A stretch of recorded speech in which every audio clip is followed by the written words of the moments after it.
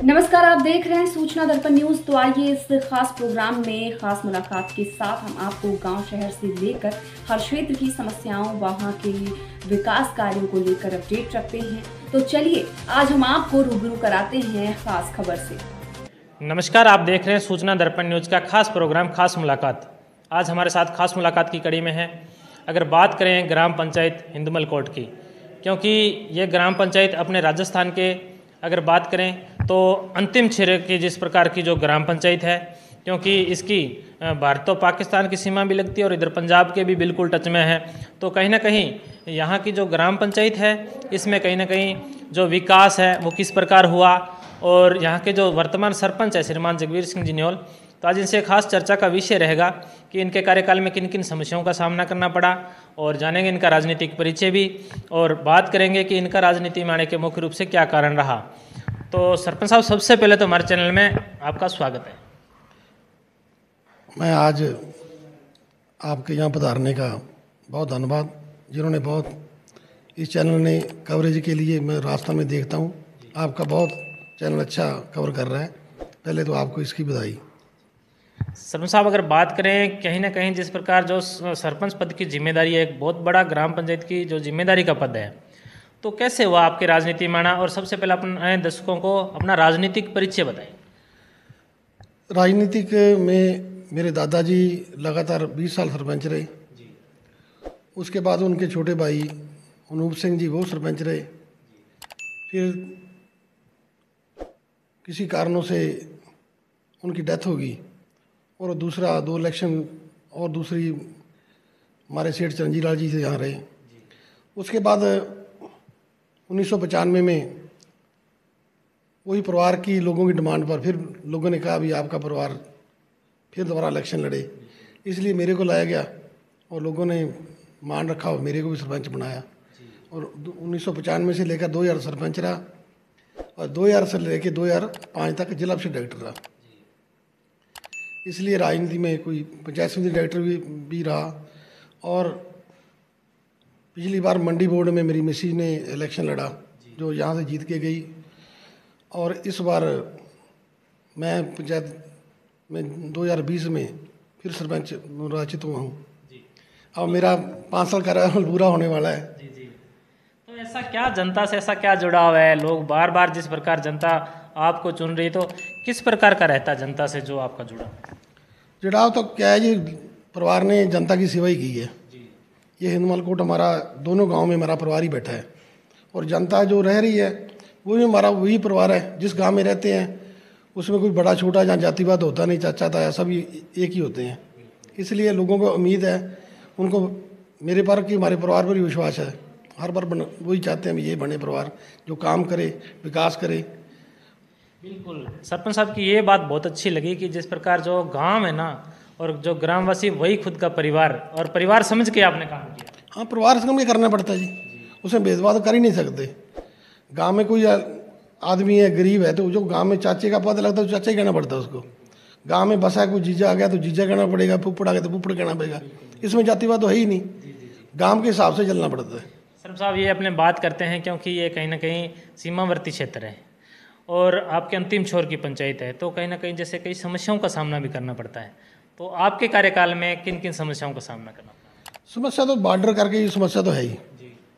तो यहाँ पर 5 बजे के बाद तो बॉर्डर में लोग मुश्किल हो जाता है रोड पे आना। भी मेरे को भी लोग जो यहाँ पर BSF है जो उनकी भी मजबूरी है, मेरी गाड़ी रोक के पूछते भी आप कहाँ जाना है, कौन हो, उनकी भी मजबूरी है। तो हमारी मजबूरी भी, हमको भी इंटरव्यू देना पड़ता है भी मैं गांव का सरपंच हूँ, फिर कहते कार्ड दिखाओ।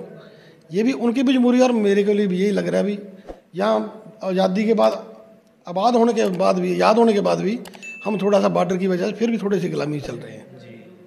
और समस्या बॉर्डर की है भी, किसानों की जो तारबंदी के परली तरफ ज़मीन है उसके बड़ी खेती कर नहीं सकते, जैसे नरमा नहीं बो सकते, सरसों नहीं कर सकते। वो जो छोटे किसान हैं, बड़े किसान भी लाओ, छोटे भी लाओ, उनकी जो फसल की आधी फसल होती है एक साल में, उनका नुकसान है, उनको कोई फ़ायदा नहीं मिल रहा, उनको भी मिलना चाहिए। यानी कि कहीं ना कहीं देखा गया कि जो ये क्षेत्र है सीमावर्ती, तो जो किसानों को सबसे बड़ी परेशानी है, और जिस प्रकार वर्तमान में देखा गया कि युवा है वो कहीं ना कहीं नशे की तरफ आकर्षित होता जा रहा है, तो उससे भी जिस प्रकार युवाओं को बचाने का भी जो प्रयास कहीं ना कहीं, तो आपका क्या संदेश रहेगा? युवा को जी वही बॉर्डर वाली बात फिर आ गई। जो आजकल ड्रोन की तस्करी है वो बड़ी हो गई है। पहले कोई पैदल आता था या कैसे आता, तारबंदी सा, तो उसको मार गिराया जाता था। अब ड्रोन को क्या करें, उससे नशा, जब छोटे बच्चे बिगड़ रहे हैं, पैसे का लालच सभी को है। कोई 10,000 के लिए उठा लेता है, कोई 20 के लिए उठा लेता है। दूसरा बाहर से आता है व्यापारी, उनको लोगों को गुमराह कर लेता है, नशा लगाता है, फिर उसको ये काम करवाता है। ये बहुत दिक्कत है। इसके लिए तो प्रशासन को पूरा अलर्ट होना चाहिए। सरकार को खास करके बॉर्डर के काम है ना, इनको थोड़ा सा कवर ज़्यादा करना चाहिए। कि हमारे भी लड़के नौजवान 20-20 साल के 4-5 हमारे गांव की डेथ होगी इसमें, जो हमारे को उसके लिए बहुत चोट लगी है इसकी, ये हमारे आने वाले बच्चे भी ना खराब हों। अब हम बात करते हैं शर्मा साहब, आपके पंचायती राज जीवन में तो जिस प्रकार ग्राम पंचायत में सबसे बड़ी अहम भूमिका रहती है सरपंच पद की कि ग्राम पंचायत का विकास, आपके कार्यकाल में मुख्य रूप से अगर बात करें शिक्षा के क्षेत्र में क्या बदलाव हुआ? शिक्षा क्षेत्र में मेरी पहले भी रुचि थी। क्यों, हम खुद भी पढ़ नहीं सके, कि हमारे स्कूल कॉलेज ना होने की वजह से। क्यों, हमारे गांव में सुजालपुर, मेरा गांव पास वाला गांव है, वहाँ 8th तक स्कूल है। बच्चियाँ तो वहीं उठा लेते थे, भी 10 कर लेगी इंदुमलकोट जाके तो क्या करेगी। उसके बाद इंदौरा जी जहाँ मंत्री थे, उनसे कहा, उन्होंने हमारे को एक +2 का स्कूल दिया इंदुमलकोट में। उसके बाद हमारी बच्चियाँ, आम लड़के +2 के बाद गाना जाने लग गए। अब हमारे टीचर भी कई हैं, नौकरी भी काफ़ी चले गए लोग, पुलिस में भी गए हैं। वो हमारी स्कूल की देन थी। अब हमारी 10-20 सालों ये तमन्ना चल रही थी हमारे कॉलेज बने, और हमारे को सरकार ने कॉलेज दिया। आज 3 साल हो गए चल रहे, 3रा साल शुरू हो गया है। और हमारा कॉलेज में अच्छी स्ट्रेंथ है बच्चों की। जो गरीब लोग हैं, हमारे इलाका सभी गरीब है, छोटे छोटे गांव हैं, और आबादी ज़्यादा होने के और बच्चों की आबादी की वजह से ये कॉलेज भी अच्छा चल जाएगा। क्यों, यहाँ स्ट्रेंथ होने से भी कॉलेज चलता है। बच्चों की स्ट्रेंथ ही नहीं है तो कहाँ मिलेगा।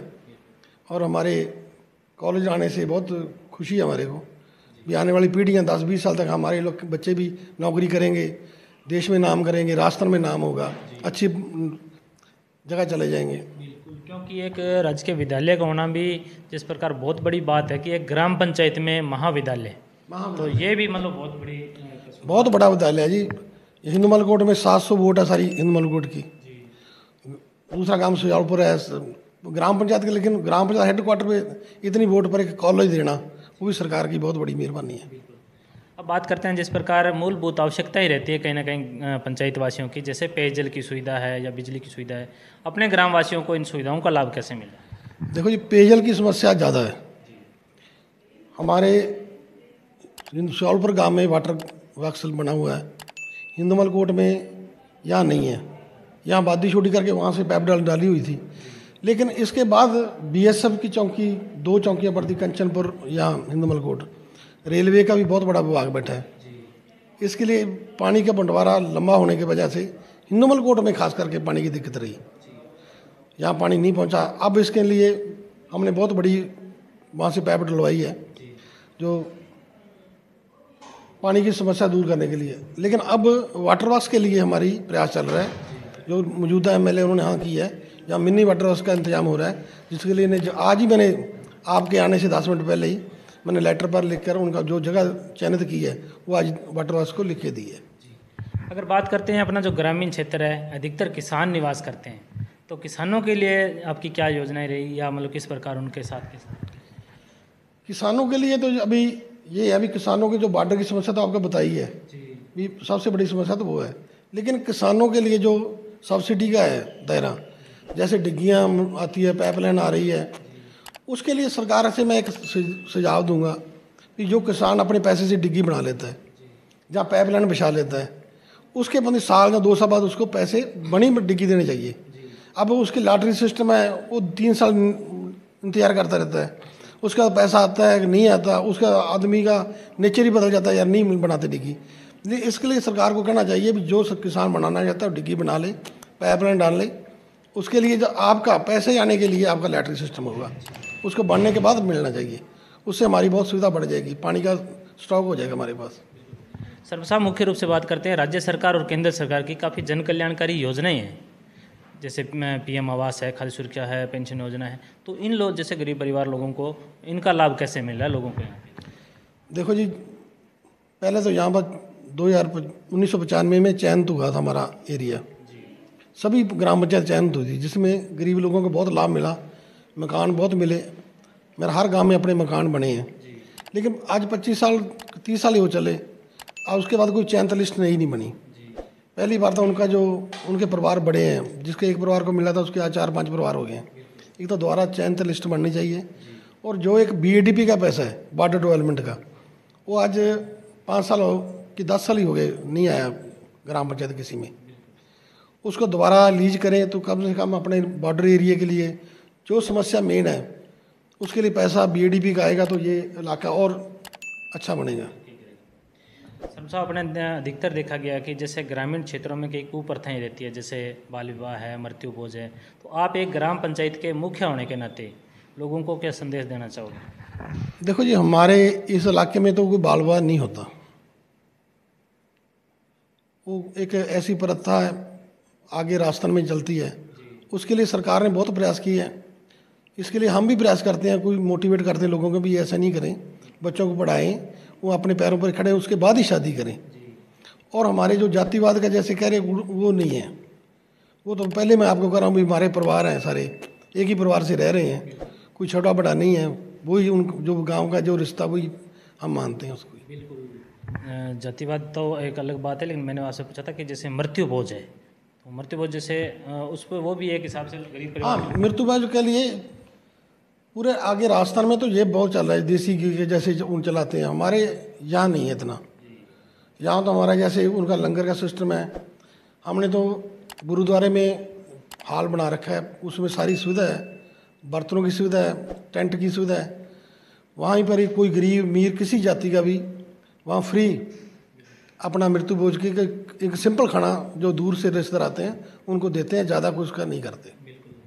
अभी आपके कार्यकाल को काफ़ी समय पड़ा है, अपनी ग्राम पंचायत हिंदमल कोट को किस रूप में देखना चाहोगे?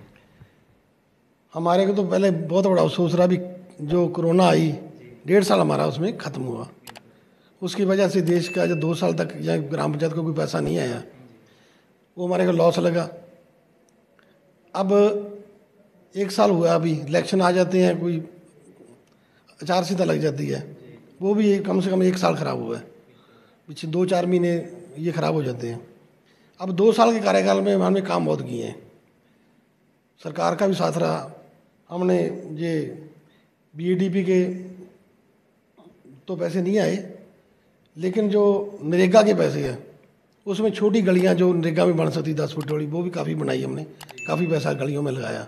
और बड़ी गलियों में जो कम से कम दोनों गांव में कोई 5-6 गलियां रह गई हैं, वो भी सरकार से अनुरोध है, अभी 2-4 महीने रह रहे हैं, पूरी हो जाएं, हम एक सफल राज करके चले जाएं, लोगों की सेवा है, लोग कहीं भी किसी को बनाया था हमारा काम करके गया। इसके लिए हमने वाटर वाश के लिए भी, जोड़ों के लिए भी 4 द्वारियाँ, दोनों गांव के लिए जितना पैसा सरकार से मांगा मिला भी, और कोशिश भी कर रहे हैं। बिल्कुल। तो सर साहब, जिस प्रकार अपने बात करते हैं कि अभी दीपावली का त्यौहार आ रहा है, तो देशवासियों को, अपने पंचायत वासियों को क्या संदेश देना चाहिए? देखो, देश तो बड़ी बात है, दिवाली हमारे लिए बहुत अच्छा पर्व है, हमारा देश खास करके दिवाली को ज़्यादा मनाता है, और इसके लिए मैं कहता हूँ सारा हरा भरा खुशियों भरा रहे, ग्राम पंचायत हमारे के लिए और तरक्की करे, देश तरक्की करे। सबसे मैं इसके लिए देशवासियों को और गाँव वासियों सबका धन्यवाद करता हूँ। बिल्कुल। तो ये थे हमारे साथ ग्राम पंचायत हिंदमल कोट के वर्तमान सरपंच, जिन्होंने बताया कि ग्राम पंचायत में पूर्ण रूप से काफ़ी विकास हुआ है। अगर बात करें शिक्षा के क्षेत्र में, पेयजल की सुविधाओं के क्षेत्र में, और इन्होंने विशेष करके ध्यान दिया सार्वजनिक कामों पे भी और निजी कामों पे। तो अगर बात करें, इन्होंने जिसकी इनकी ये भी सीख है कि जो युवा है वो नशे की तरफ अग्रसित होता जा रहा है, तो उनको भी समझा, इस वजह इसके द्वारा नशे से दूर रहने की प्रेरणा दी गई है। तो सरपंच साहब, हमारे चैनल में 10 मिनट टाइम देने के लिए बहुत बहुत धन्यवाद। आपका यहाँ पधारने पर बहुत धन्यवाद। तो अब तक के लिए इतना ही। हम आपको गांव शहर से लेकर हर क्षेत्र की समस्याओं और वहां के विकास कार्यों को लेकर रखेंगे अपडेट। तो देखते रहिए सूचना दर्पण न्यूज़ और हमारी वीडियोस को लाइक, शेयर व चैनल को सब्सक्राइब जरूर करें।